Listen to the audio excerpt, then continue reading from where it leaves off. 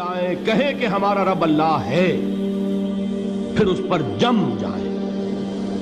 ان پر فرشتوں کا نزول ہوتا ہے، نہ کوئی غم کرو نہ خوف، خوشیاں مناؤ جنت کی جس کا تم سے وعدہ کیا گیا تھا۔ اللہ کی ربوبیت پر اطمینان جب انسان کو ہو جاتا ہے، میرا رب اللہ ہے، ربی اللہ، انسان کے لیے نہ کوئی کھٹکا، نہ کوئی خطرہ، نہ کوئی خوف، نہ کوئی حزن۔ جو کچھ ہو رہا ہے کس کے اذن سے ہو رہا ہے؟ اللہ کے اذن سے۔ اللہ کے اذن کے بغیر پتہ تک نہیں ہلتا۔ یہ کوئی اندھا بہرا مادہ نہیں ہے جس سے مجھے کوئی خوف ہو۔ اندھا بھینسا چلا آ رہا ہو اس سے تو ڈرنے کا ہر انسان کو ڈرنا چاہیے، نہ معلوم کس کو ٹکر مار دے۔ لیکن نہیں، اس کائنات کو چلانے والا ایک سمیع و بصیر خدا ہے، وہ جو میرا دوست ہے، میرا ولی ہے۔ اللہ ولی الذین آمنوا یخرجہم من الظلمات الی النور۔ اللہ اہل ایمان کا ولی ہے، ساتھی ہے، پشت پناہ ہے، مددگار ہے، حمایتی ہے۔ بتائیے جسے یقین ہو جائے کہ اللہ میرا مددگار، اللہ میرا محافظ، اللہ میرا پشت پناہ، اللہ میرا حمایتی، اس کے لیے کوئی خوف ہوگا؟ اس سے کوئی ڈر ہوگا؟ میں مثال دیا کرتا ہوں ایک بہت سادہ، پنجاب کے دیہات کی۔ وہ بڑا چودھری ہے اور کوئی غریب کسان ہے۔ اس غریب کسان کے جانوروں کو ہر وقت اندیشہ ہوگا چوری کا، کوئی میری بھینس کھول کر نہ لے جائے، کوئی میرا بیل کھول کر نہ لے جائے۔ لیکن جس کے بارے میں یہ سب کو معلوم ہو کہ وہ جو بڑا چودھری ہے وہ اس کا دوست ہے، اس کی بچیا کو کوئی خوف ہوگا؟ اس کی بھینس پر کوئی ہاتھ ڈالے گا؟ اسے کوئی اندیشہ ہوگا؟ نہیں۔ کیوں؟ کہ وہ بڑا چودھری، بڑا اس کا یہاں کا سردار، جاگیردار، سب کو معلوم ہے وہ میرا دوست ہے، کوئی میرے خلاف اقدام نہیں کر سکتا۔ اس دنیا میں یہ چھوٹی سی بات اگر آپ کے دلی اطمینان اور سکون کا باعث بن سکتی ہے تو ذرا تصور کیجئے۔ میں لفظ تصور استعمال کروں گا صرف اس لیے کہ اس کا ہم جس کو کہتے ہیں ادراک اور شعور کر نہیں سکتے، اگر کے ساتھ کر سکتے۔ اگر یقین ہو کہ اللہ میرا مددگار اور یقین ہو کہ اللہ ہر آن میرے ساتھ ہے، پھر کوئی خوف؟ کس کا خوف؟ کوئی شے اللہ سے بالا تر ہے؟ کوئی قوت اس سے زیادہ طاقتور ہے؟ کوئی اس کے ارادے کو بدلنے والا ہے؟ کوئی اس کی مشیت کے آڑے آنے والا ہے؟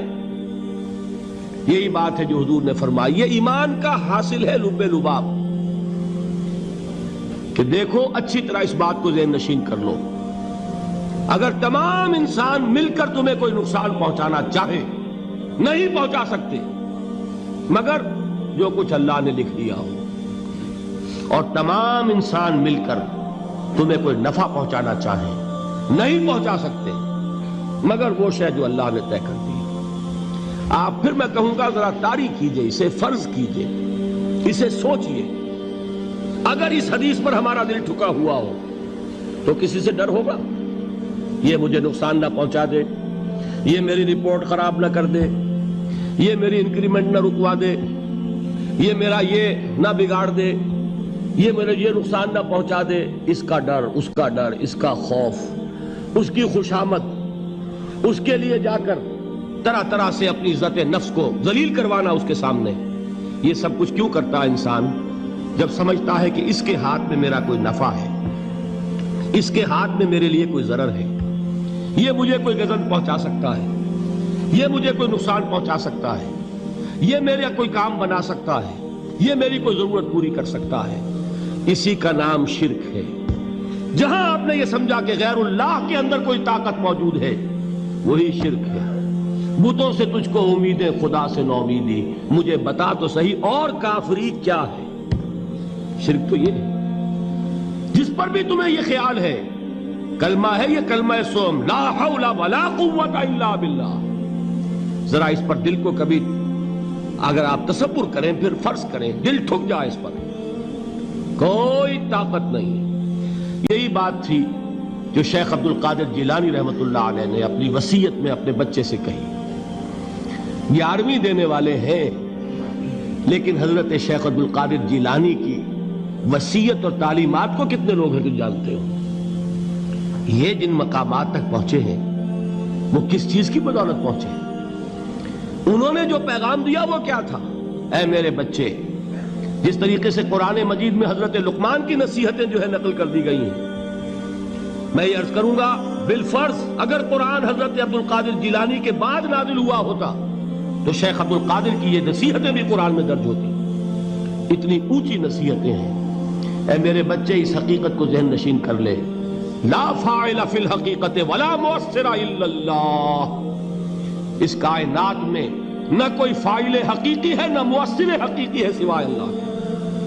کسی شے میں کوئی تاثیر نہیں اگر اللہ نہ چاہے. آگ جلا نہیں سکتی اگر اللہ نہ چاہے. پانی ڈبو نہیں سکتا اگر اللہ نہ چاہے. زہر ہلاک نہیں کر سکتا اگر اللہ نہ چاہے. کوئی چیز فائدہ نہیں پہنچا سکتی اگر اللہ نہ چاہے. تو در در پہ کیوں سر جھکاتے ہو؟ در در پر کیوں جبیں سائی کرتے ہو؟ سب کے سامنے کیوں ہاتھ پھیلاتے ہو؟ ایک اللہ سے مانگو.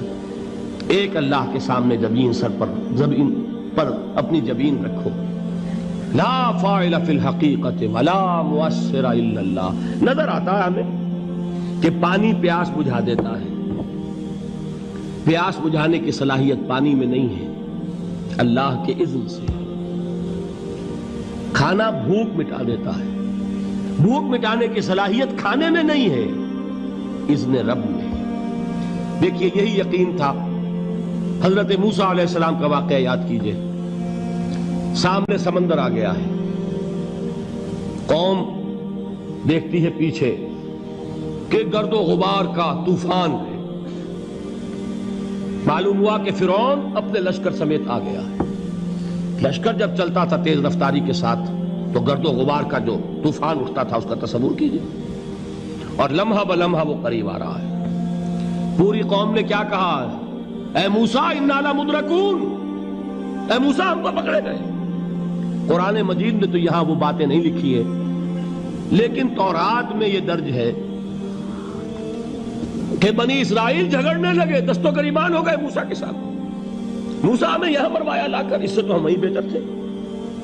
وہاں کھانے کو ملتا تھا، زندگی تو تھی، بیگار ہم کر رہے تھے، موت تو نہیں تھی. اب جو کچھ ہوگا اس کا تصور کرو، جس طریقے سے ہمارے ٹکڑے اڑائے جائیں گے. تو لڑ رہے ہیں حضرت موسیٰ علیہ السلام سے. یہ تورات کی تفصیل ہے. قرآن میں صرف اتنا آیا ہے، پریشان ہو کر انہوں نے کہا انا لمدرکون. موسیٰ ہم تو پکڑے گئے. اس وقت موسیٰ کا جواب کیا ہے؟ کلا ان معی ربی سیہدین. نہیں، میرے ساتھ میرا رب ہے، وہ راستہ دے گا.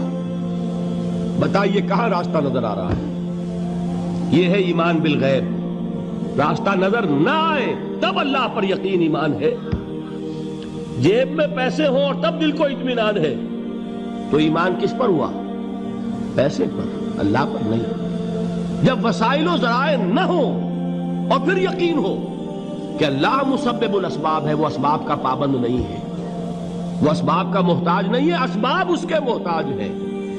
اگر یہ یقین ہے تو اللہ پر ایمان ہے. یہ نہیں ہے تو تمہارا ایمان اسباب پر ہے، وسائل پر ہے، ذرائع پر ہے، مادیات پر ہے، اللہ پر نہیں. اس وقت کہاں راستہ تھا؟ کوئی راستہ تھا؟ سمندر ہے اور ادھر سے لشکر آ گیا ہے. کلا ان معی ربی سیہدین. اب دیکھیے ایمان کہہ دینا آسان ہے، ہوا معکم اینما کنتم. جہاں کہیں بھی تم ہوتے ہو اللہ تمہارے ساتھ ہوتا ہے.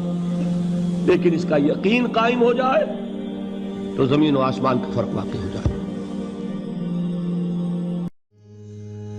رب رب کر دے بڈھے ہو گئے اتے ملا پنڈت سارے. رب دا کھوج کھرا نہ لبا اتے نہ کیتے بئی نظارے. نہنو کرب رب ہے کہندا ਵਿੱਚ ਕੁਰਾਨ ਸੀ ਪਾਰੇ ਪਰ ਬੁੱਲੇ ਸ਼ਾਹ ਰੱਬੋਂ ਨੂੰ ਮਿਲਦਾ ਜਿਹੜਾ ਯਾਰ ਤੋਂ ਤਨ ਮਨ ਵਾ